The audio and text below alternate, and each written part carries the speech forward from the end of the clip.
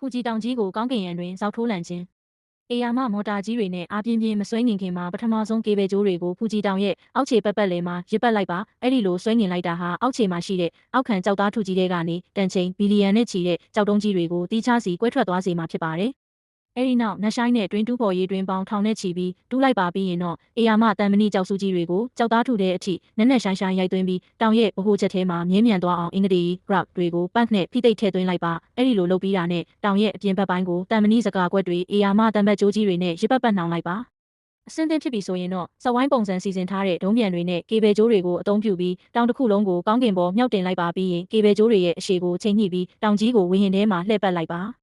တောင်ကြီးဆောက်ထိုးဖြစ်သွားပြီဆိုတာနဲ့သူ့ရဲ့အောက်ခြေမှာအေယာမအပေါက်ကြီးတစ်ပေါက်ဖောက်လိုက်ပြီးအတွင်းထဲမှာပို့တိုက်မှုမရှိတဲ့ဘတ်စကွင်း frictionless bearing တစ်ခုကိုတက်ဆင်လိုက်ပါအဲ့ဒီနောက်အပေါက်ထဲကိုကျိုးတစ်ချောင်းရှို့သွင်းပြီး twin to yo shaft ထဲမှာတော့ခက်မြဲမြံစေလိုက်ပါနောက်ဆုံးအဆင့်အနေနဲ့